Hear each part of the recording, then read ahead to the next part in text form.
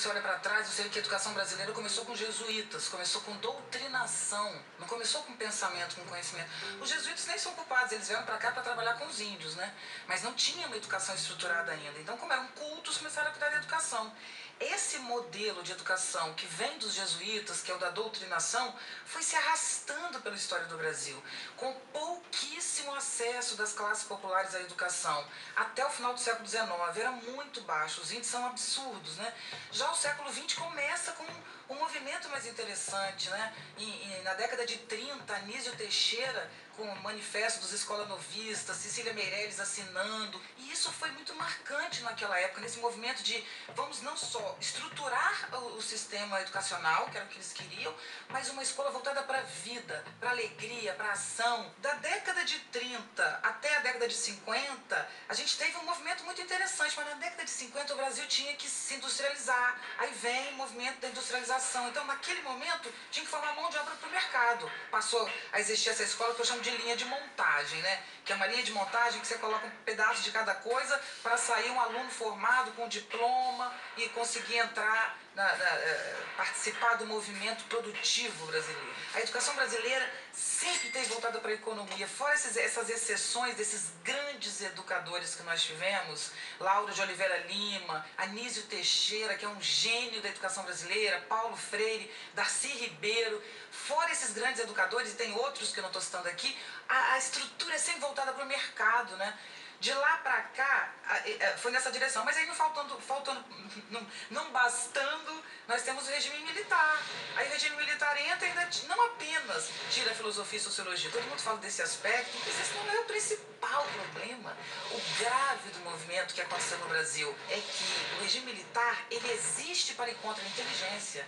Ele existe para se contrapor à inteligência brasileira que queria uma mudança estrutural. Que independente se essa mudança era boa ou ruim, não vem ao caso, o que vem ao caso é que era uma mudança movida pela inteligência, pela intelectualidade. Qual?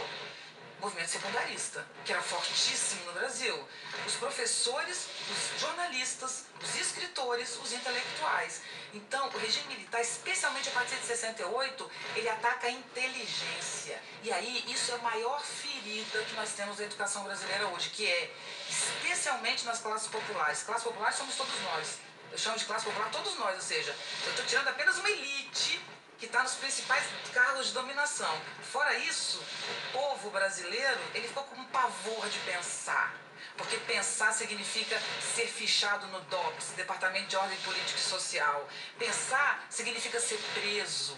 Pensar significa ser perseguido, ser torturado. Pensar, criticar, se colocar, se posicionar significa ser exilado, não é? Então, durante 20 anos foi proibido pensar, não na escola brasileira, mas na sociedade brasileira.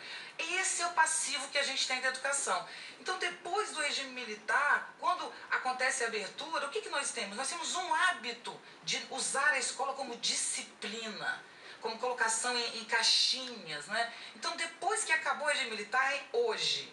Que com certeza você pode criticar esse governo do jeito que você quiser, mas você não imagina que o governo atual quer que a nossa escola não pense, tenha medo do pensamento. Não é isso que o governo atual tem.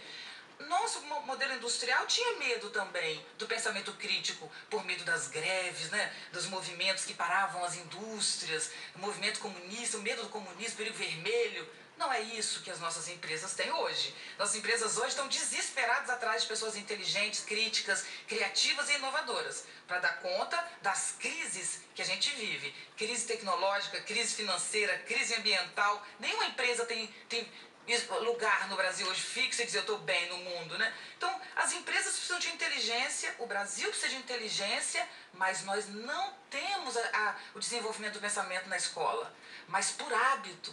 O maior problema da escola brasileira hoje é o modelo pedagógico, que é um modelo que incentiva a passividade e a repetição, não incentiva a inovação, a criatividade, a ação.